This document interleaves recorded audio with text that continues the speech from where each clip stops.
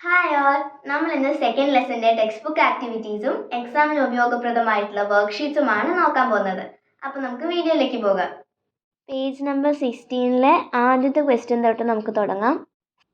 ഫസലോं की मुस्कान से क्या तात्पर्य है? വിളകളുടെ പുഞ്ചിരി എന്നതുകൊണ്ട് എന്താണ് ഉദ്ദേശിക്കുന്നത്? फसलों की मुस्कान का मतलब है कि पकी हुई फसलें बहुत सुंदर हैं और उन्हें देखने पर കവി ഖുഷ് ഹോ ജാത്തെ ഹെ. വിളകളുടെ പുഞ്ചിരി എന്നതുകൊണ്ട് കവി ഉദ്ദേശിക്കുന്നത് പാകമായി നിൽക്കുന്ന വിളകൾ വളരെ മനോഹരമാണ് എന്നാണ്. ഈ കാഴ്ച കവിക്ക് വളരെ സന്തോഷം നൽകുന്നു. പുഞ്ചിരി എപ്പോഴും സന്തോഷം നൽകുന്നതും മനോഹരവുമാണ്. അതുകൊണ്ടാണ് കവി പാകമായ വിളകൾ പുഞ്ചിരിക്കുന്നു എന്ന് പറയുന്നത്. അടുത്ത ക്വസ്റ്റ്യൻ നോക്കാം. ധാൻ കൂട്ട്തി കിശോരിയോं की कोकिल कंठी तान, इससे आपने क्या समझा? ധാന്യം കുത്തുന്ന കൗമാരപ്രായത്തിലുള്ള പെൺകുട്ടികളുടെ കുയിൽനാദം പോലെയുള്ള ശബ്ദം എന്നതുകൊണ്ട് നിങ്ങൾക്ക് എന്താണ് മനസ്സിലാകുന്നത്? इससे हम समझते हैं कि धान कूटती किशोरियों की आवाज़ कोयल की आवाज़ जैसे मधुर है. ഇതിൽ നിന്ന് നമ്മൾ മനസ്സിലാക്കുന്നത് ധാന്യം കുത്തുന്ന പെൺകുട്ടികളുടെ ശബ്ദം കുയിലിൻ്റെ ശബ്ദം പോലെ, അതായത് കുയിൽനാദം പോലെ മധുരമാണ് എന്നാണ്. കൃഷിപ്പണി പോലെ ശ്രമകരമായ ജോലികൾ ചെയ്യുമ്പോൾ അത് ആയാസകരമാക്കാൻ ഈണത്തിലും താളത്തിലുമുള്ള പാട്ടുകൾ പാടാറുണ്ട്. അതിൻ്റെ എക്സാമ്പിൾസ് ആണ് കൊയ്ത്തുപാട്ടുകളൊക്കെ. അടുത്ത ക്വസ്റ്റ്യൻ നോക്കാം. ഗവയി പഗ് ഡണ്ഡി की चंदन वर्णी धूल, यहाँ गाँव का कौन सा चित्र प्रकट होता है? ഗ്രാമീണ ഇടവഴിയിലെ ചന്ദന നിറമുള്ള മണ്ണ്. ഈ വരിയിൽ ഗ്രാമത്തിൻ്റെ ഏത് ചിത്രമാണ് ദൃശ്യമാകുന്നത്? गाँव के कच्चे रास्ते का चित्र प्रकट होता है. हम ज़्यादातर ऐसी प्राकृतिक सड़कें गाँवों में ही देख सकते हैं. ഗ്രാമത്തിലെ ടാറൊന്നും ചെയ്യാത്ത ഇടവഴികളുടെ ചിത്രമാണ് ഈ വരിയിൽ ദൃശ്യമാകുന്നത്. ഇനി അടുത്ത ആക്ടിവിറ്റി നോക്കാം. ചർച്ചാ കരേ. अब की मैंने जी भर देखी, अब की मैं जी भर सुन पाया. कविता में जी भर शब्द का प्रयोग बार बार हुआ है. इसकी विशेषता पर चर्चा करें. ഈ കവിതയിൽ ജി ഭർ, അതായത് മനസ്സ് നിറയെ എന്ന ഒരു വേർഡ് കുറേ പ്രാവശ്യം ഉപയോഗിച്ചിട്ടുണ്ട്. അപ്പോൾ അതിൻ്റെ പ്രത്യേകത എന്താവാം എന്നതിനെക്കുറിച്ചാണ് ചർച്ച ചെയ്യാൻ പറഞ്ഞിട്ടുള്ളത്. बहुत दिनों के बाद अपने गांव लौटने पर कवि बहुत खुश होते हैं. उनकी खुशी की गहराई समझाने के लिए इस शब्द का प्रयोग बार बार किया गया है. കവി കുറേ നാളുകൾക്ക് ശേഷം തൻ്റെ ഗ്രാമത്തിലേക്ക് തിരിച്ചെത്തുമ്പോൾ അദ്ദേഹത്തിൻ്റെ സന്തോഷത്തിൻ്റെ ആഴം വ്യക്തമാക്കാനാണ് ജീഭർ എന്ന വാക്ക് വീണ്ടും വീണ്ടും ഉപയോഗിച്ചിട്ടുള്ളത്.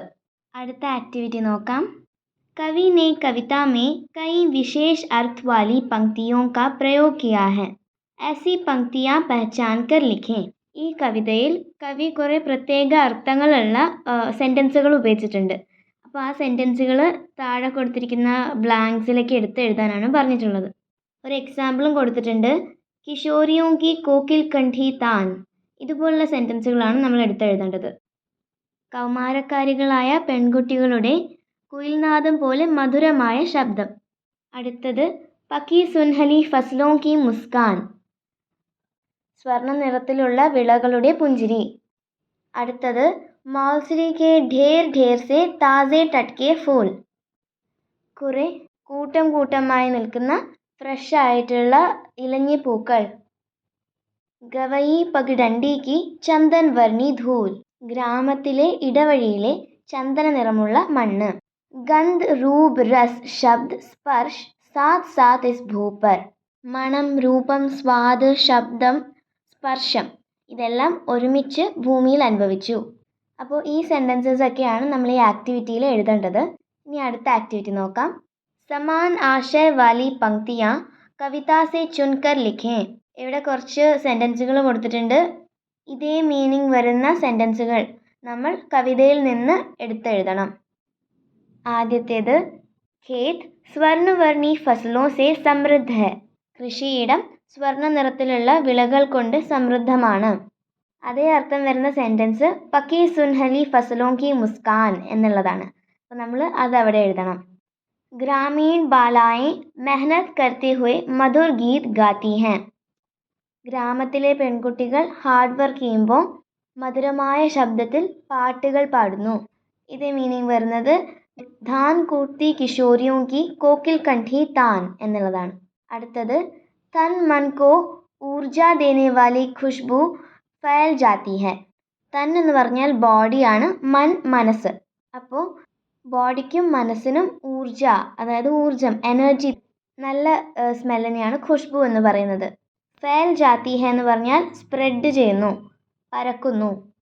ഇത് മീനിങ് വരുന്നത് മൗൽസരി കെ ഢേർ ഢേർ സെ താസെ ടട്കെ ഫൂൽ എന്നുള്ളതാണ്. ഗാവ് കി ഗലിയോ കി സുൻഹലി ധൂൽ കാ എഹ്സാസ് ഹുവ. ഗ്രാമത്തിലെ ഇടവഴികളിലെ സ്വർണ്ണ നിറത്തിലുള്ള പൊടിയുടെ എഹ്സാസ് എന്ന് പറഞ്ഞാൽ എക്സ്പീരിയൻസ് അല്ലെങ്കിൽ എക്സ്പീരിയൻസ് ചെയ്തു എന്നാണ് പറയുന്നത്. അപ്പോൾ ഇതേ മീനിങ് വരുന്ന ഒരു സെൻറ്റൻസ് നമ്മുടെ കവിതയിലുണ്ട്. അത് അപ്നി ഗവയി പഗ്ഡണ്ടി കി ചന്ദൻ വർണി ധൂൽ എന്നുള്ളതാണ്. അപ്പോൾ അത് ഇവിടെ എഴുതണം. പിന്നെ മൻ പസന്ദ് ദേഹാത്തി ഖാന ചക്നെ കാ മൗക്ക മില. മൻ പസന്ദ് എന്ന് പറഞ്ഞാൽ ഇഷ്ടമുള്ള, മനസ്സിന് ഇഷ്ടമുള്ള. ദേഹാത്തി എന്ന് പറഞ്ഞാൽ ഗ്രാമീണ. ഖാന ഭക്ഷണം. ചക്നേക്ക മോക്ക, ചക്ന എന്ന് പറഞ്ഞാൽ ടേസ്റ്റ് ചെയ്ത് നോക്കുക. ചക്നേക്ക മോക്ക എന്ന് പറഞ്ഞാൽ ടേസ്റ്റ് ചെയ്ത് നോക്കാനുള്ള അവസരം. മില എന്ന് പറഞ്ഞാൽ കിട്ടി. അപ്പോൾ ഇതേ മീനിങ് വരുന്ന സെൻറ്റൻസ് അബ് കി मैंने जी भर താൽ മഖാന കായ, ഗന്നെ ചൂസെ जी भर. അടുത്ത ആക്ടിവിറ്റിയിലേക്ക് പോകാം. कविता से इन पदों की विशेषता सूचित करने वाले शब्द पहचान कर लिखें. ഇവിടെ കുറച്ച് വേർഡ്സ് കൊടുത്തിട്ടുണ്ട്. ഇതിനെ ഡിസ്ക്രൈബ് ചെയ്യുന്ന വേർഡ്സ് നമ്മൾ കവിതയിൽ നിന്ന് എടുത്തെഴുതണം. ഫസൽ, ക്രോപ്സ് ഗോൾഡൻ കളറിലാണ് ഉള്ളത് എന്ന് കവിതയിൽ പറഞ്ഞിട്ടുണ്ട് അല്ലേ. അപ്പോൾ സുൻഹലി എന്നുള്ളതാണ് ക്രോപ്സിന്, ഫസലിനെ ഡിസ്ക്രൈബ് ചെയ്യാൻ ഉപയോഗിച്ചിട്ടുള്ളത്. പിന്നെ അടുത്തത് താൻ, സൗണ്ട്, കുയിൽനാദം പോലെയുള്ള സൗണ്ടാണ് എന്നതിൽ പറഞ്ഞിട്ടുണ്ട്. അപ്പോൾ കോക്കിൽ കണ്ഠി എന്നുള്ളതാണ് താനെ ഡിസ്ക്രൈബ് ചെയ്യാൻ യൂസ് ചെയ്യുന്ന വേർഡ്. ഫൂൾ, താസെ ടട്കെ എന്നുള്ളതാണ് ഫൂളിനെ ഡിസ്ക്രൈബ് ചെയ്യുന്നത്. മൗൽസരിക്ക് താസെ ടട്കെ ഫൂൾ എന്ന് പറയുന്നുണ്ട് അല്ലേ. അപ്പോൾ താസെ ടട്കെ എന്നുള്ളതാണ് ഫൂളിനെ ഡിസ്ക്രൈബ് ചെയ്യാൻ യൂസ് ചെയ്യുന്നത്. അടുത്തത് ധൂൽ, ചന്ദൻ വർണി ധൂൽ എന്ന് പറഞ്ഞിട്ടുണ്ട്. അപ്പോൾ ചന്ദൻ വർണി എന്നുള്ളതാണ് ധൂളിനെ ഡിസ്ക്രൈബ് ചെയ്യാൻ യൂസ് ചെയ്യുന്നത്. അടുത്തത് കവിത കാ ആശയ ലിഖേ. ഈ കവിതയുടെ ആശയം എഴുതാനാണ് പറഞ്ഞിട്ടുള്ളത്. ആൻസർ ഞാനിവിടെ എഴുതിയിട്ടുണ്ട്. ബഹത് ദിനോ കെ ബാദ് കവിത കാ ആശയ്. ബഹത് ദിനോ കെ ബാദ് എന്ന കവിതയുടെ ആശയം. ബഹത് ദിനോ കെ ബാദ് ഹിന്ദി കെ പ്രസിദ്ധ സാഹിത്യകാർ ശ്രീ നാഗാർജുൻ की रचना है. ഹിന്ദിയിലെ പ്രസിദ്ധനായ സാഹിത്യകാരൻ ശ്രീ നാഗാർജുനാണ് ബഹത് ദിനോ കെ ബാദ് എന്ന കവിത എഴുതിയിട്ടുള്ളത്. കവി ബഹത് ദിൻ ഷഹർ മേ ജീനെ കെ ബാദ് അപ്നെ ഗാവ് വാപ്പസ് ആത്തെ ഹൈ. കവി കുറേ ദിവസം ഷഹർ എന്ന് പറഞ്ഞാൽ സിറ്റിയാണ് കേട്ടോ. സിറ്റിയിൽ താമസിച്ചതിന് ശേഷം തിരിച്ച് തൻ്റെ ഗ്രാമത്തിലേക്ക് വരികയാണ്. ഇസ് കവിതാ മേ ഉൻഹോനെ അപ്നി അനുഭവോं का വർണ്ണൻ കിയാ ഹൈ. ഈ കവിതയിൽ അദ്ദേഹത്തിൻ്റെ അനുഭവങ്ങൾ വർണ്ണിച്ചിരിക്കുകയാണ്. ഗാവ് മേ ഉൻഹോനെ പക്കി ഫസൽ ദേഖ, दान कूटती किशोरियों की कोयल जैसी मधुर आवाज़ भी सुना, मौलसरी के फूल सूंघे, वे गाँव के पगडंडी की चंदन वर्णी धूल छुपाए, उन्होंने ताल मखाना भी खाया. ഗ്രാമത്തിലേക്ക് തിരിച്ചു വന്നിട്ട് അദ്ദേഹം വിളകൾ കണ്ടു, നെല്ല് കുത്തുന്ന പെൺകുട്ടികളുടെ കുയിലിനെ പോലെയുള്ള മധുരമായ ശബ്ദം കേട്ടു, ഇലഞ്ഞിപ്പൂക്കൾ മണത്തു, ഗ്രാമത്തിലെ ഇടവഴിയിലെ ചന്ദന നിറമുള്ള മണ്ണ് തൊട്ടു. അദ്ദേഹത്തിന് താൽ മഖാനയും കഴിക്കാൻ പറ്റി. ഗാവ് കെ ഹർ നസാരെ നെ ഉൻഹെ ബഹത് ഖുഷി ദിയ. ഗ്രാമത്തിലെ ഓരോ കാഴ്ചകളും അദ്ദേഹത്തിന് സന്തോഷം നൽകി. ഉൻകെ അസീം ഖുഷി കോ പ്രകട് കർനെ കെ ലിയെ ഉൻഹോനെ ജി ഭർ ശബ്ദ കാ പ്രയോഗ് ബാർ ബാർ കിയാ ഹൈ. ഈ കവിതയിൽ അദ്ദേഹം ജി ഭർ എന്ന വാക്ക് കുറേ പ്രാവശ്യം ഉപയോഗിക്കുന്നത് അദ്ദേഹത്തിൻ്റെ ലിമിറ്റ്ലെസ് ആയിട്ടുള്ള സന്തോഷം പ്രകടിപ്പിക്കാനാണ്. കവിതയിലെ വരികളെ സെൻറ്റൻസുകളാക്കിയതും ഈ ലെസണുമായി ബന്ധപ്പെട്ട് ഉള്ള ക്വസ്റ്റ്യൻ ആൻസേഴ്സിലെ സെൻറ്റൻസുകളുമാണ് ആശയിൽ ഉപയോഗിച്ചിട്ടുള്ളത്. അപ്പോൾ നമുക്ക് പരീക്ഷയ്ക്ക് കവിതയിലെ വരികൾ തന്നിട്ട് ആശയം എഴുതാൻ പറയുമ്പോൾ ഇതേ രീതിയിൽ തന്നെ എളുപ്പത്തിൽ എഴുതാൻ പറ്റും. ആദ്യത്തെ വർക്ക്ഷീറ്റ് നോക്കാം. नमूने के अनुसार वाक्य का विस्तार करें. നമുക്ക് വാക്യ പിരമിഡ് ഉണ്ടാക്കാൻ വരാറില്ലേ, അതുപോലത്തെ ക്വസ്റ്റ്യൻ തന്നെയാണ് ഇതും. ഫസ്റ്റ് വേർഡിൽ നിന്ന് നമ്മളൊരു സെൻറ്റൻസ് ഫോം ചെയ്തെടുക്കണം. അവരൊരു എക്സാമ്പിളായിട്ട് മുസ്കാൻ എന്ന് കൊടുത്തിട്ടുണ്ട്. അപ്പോൾ നമ്മൾ ഫസലോം കി മുസ്കാൻ എന്ന് ആദ്യം എഴുതി, പിന്നെ അതിനെ സുൻഹലി ഫസലോം കി മുസ്കാൻ എന്ന് എഴുതി, പിന്നെ അതിനെ പക്കി സുൻഹലി ഫസലോം കി മുസ്കാൻ എന്നാക്കി എഴുതി. അതുപോലെ തന്നെയാണ് നമ്മൾ ബാക്കിയെല്ലാം ചെയ്യേണ്ടത്. താൻ എന്ന് കൊടുത്തിട്ടുണ്ട്. അപ്പോൾ നമുക്ക് കോക്കിൽ കണ്ഠി താൻ എന്ന് ആദ്യം എഴുതാം.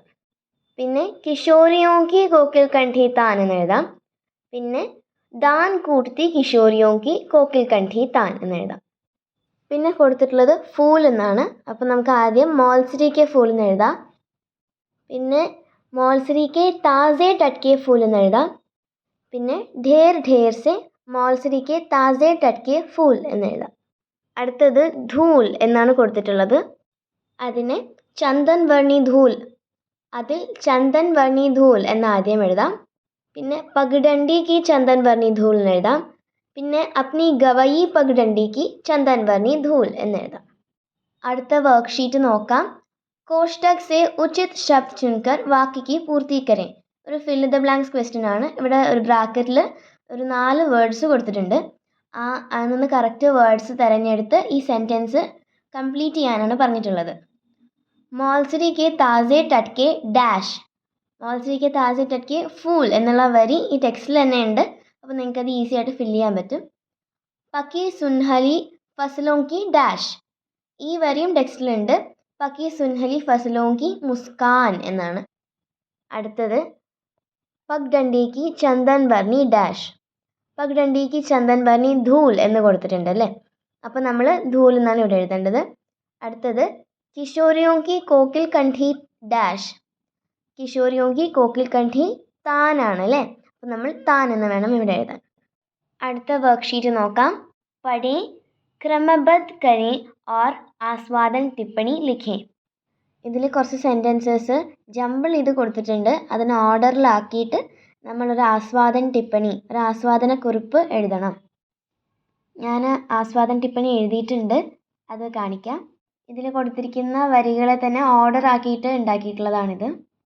प्रगतिवादी कवि नागार्जुन द्वारा लिखित बहुत दिनों के बाद नामक कविता में कवि गृहातुरता का तीव्र अनुभवों का वर्णन करता है. लंबे समय के बाद कवि अपने गांव में आता है और वहां अपूर्व आनंद का अनुभव करता है. कवि ने वहां की सुनहली फसलों को मुस्कुराते पाया, दान कूटती युवतियों को मधुर गीत गाते हुए देखा, ताज़े ताज़े मौलसरी के फूलों की सुगंध का अनुभव किया, पगडंडी की चंदन वर्णी धूल को छुआ, ताल मखाना खाया और गन्ने के रस चूसे. कवि ने शब्द, स्पर्श, रस, रूप और गंध के 5 बिंबों के माध्यम से गांव वापसी के उल्लास को व्यक्त किया है. पूरे काव्य में कवि ग्रामीण वातावरण का वर्णन कर रहे हैं जो शहर में दुर्लभ है. പുരോഗമനവാദിയായ കവി ശ്രീ നാഗാർജുൻ എഴുതിയ കവിതയാണ് ബഹത് ദിനോं के बाद എന്നുള്ളത്. ഇതിൽ അദ്ദേഹം ഗൃഹാതുരത്വത്തിൻ്റെ തീവ്ര അനുഭവങ്ങളെയാണ് വർണ്ണിച്ചിട്ടുള്ളത്. കവി കുറേ നാളുകൾക്ക് ശേഷം തൻ്റെ ഗ്രാമത്തിലേക്ക് തിരിച്ചു വരികയാണ്. അവിടെ വെച്ച് കവിക്ക് അപൂർവമായ സന്തോഷം അനുഭവിക്കാൻ സാധിച്ചു. കവി അവിടെയുള്ള സ്വർണ്ണ നിറത്തിലുള്ള വിളകൾ പുഞ്ചിരിക്കുന്നത് കണ്ടു, അതായത് നല്ല ഭംഗിയായിട്ട് നിൽക്കുന്നത് കണ്ടു. നെല്ല് കുത്തുന്ന യുവതികളുടെ മധുരമായ പാട്ട് കേട്ടു.